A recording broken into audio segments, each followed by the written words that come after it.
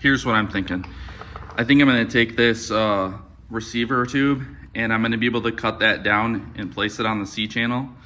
And I thought I could use one of these hitch mounts to slide into the receiver so it's removable. And then I got one of these 5,000 pound winches to be able to drop inside of here. So I'll unbox these and kind of put them together roughly on what I'm thinking, and then go out there and start taking measurements on the trailer. So my mock-up is kind of going the way I wanted it to now that I brought it outside. This can sit flat against the trailer, and then I mean, I cut it just a hair too high with the cutoff wheel, but kind of this is the idea here, and I made my marks of what I need to keep. So I'm gonna chop all this off, and then actually it'll be this part will butt up to the C channel here, but it'll have this little overhang. I think I'm gonna pull it all the way over just for a little bit more strength. And then as it sits on the trailer here like this receiver should be able to slide in and out no problem still. And then between the feet sitting on the floor and then back here welded on top, I'm hoping that creates enough surface area where it doesn't stress the C channel out too much. But if it does, we'll go ahead and weld a piece of angle iron back here on the back side so it'll brace a little bit more. But I'm gonna go ahead and get to cutting. I'm thinking this should be cool here because it's gonna have all the pressure pulling up and this way. And then this actual winch, it sits flat on the deck floor. So I'm hoping it shouldn't move at all.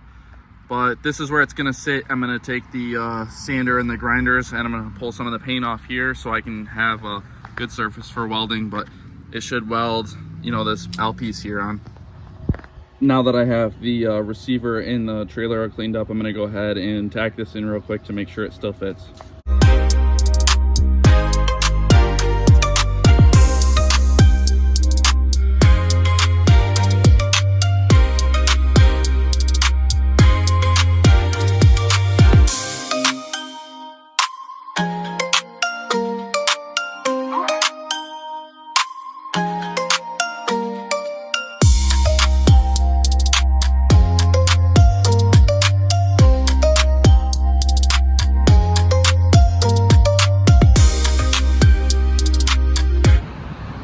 All right, well, my welds aren't the most beautiful professional thing in the world, but they do look like they're gonna hold. They look like they're in there pretty well. So we'll have to try and pull this thing out, and then maybe we'll try and pull the wife's car up here, or see if we can push the Caprice out and wash it and get it loaded on a trailer just to see if it works, because we're supposed to be taking it to Shaftmasters here in like a week or two to make sure that we can get a drive shaft fitted for it. And from the nose of the winch all the way down here, it's still about 16 feet. So we should be able to get whatever we have on the trailer chalked, and then if need be, we can pull that winch off and move it forward. I'll go up there and measure, but probably like another foot or so. All right, so it looks like it's off the nose about 17 inches. I ended up making this like battery slash control box. What it's gonna do is gonna hang over this channel here, and then I should be able to drop a battery in and then mount all the wiring and stuff off the side of it. So it should look a little something like this. This blue wire I'm gonna need to configure, obviously, just a hair different because it is like maxed out. But you know, the battery will sit here. I put this little lip just in case it slides out if we're on an angle, and then the positive and negatives will sit in there. And then like I said, this box I'll mount to the outside here, and then everything should be removable.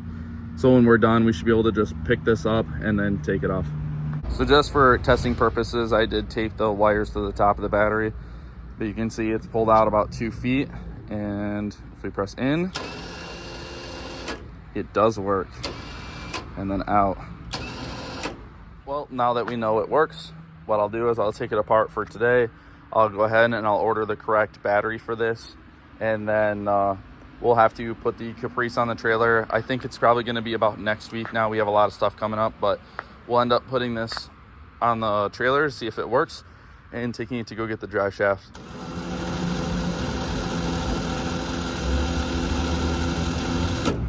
So obviously there will be a battery in here, but maybe we'll build some kind of bag or something to be able to tuck all this stuff in when we're not using it. You know, because like I said, it's just these 2 bolts here hanging on, and then all this wiring will come out of there. But all I did was mount it just so it drops in like this and holds the battery. So we actually moved, and I never got around to doing it before, but I just went and I bought some stain, It's going to be the pecan finish, and I'm going to go ahead and stain the deck. I know that some are going to say it makes it a little slippery when it gets wet, but that's okay. I'm going to stain it today before it rains, and then here in a couple days when it's nice and sunny again, I'll do a after video for you guys. So there we go. There's about half the trailer done. And then, like I said, I'll come back out here in the next couple days when it's bright and sunny and show you what it looks like dried. There it is, guys, in a sunny day. You can see the coverage here. I think it was a semi-transparent pecan color, but I absolutely love it. I think it worked out well. And then I'll throw a picture up on screen here in a second. I didn't get a chance to because we were in a rush while moving, but we have actually loaded the Caprice up on the trailer, and the hitch system did work exactly the way it was supposed to. So thanks for watching.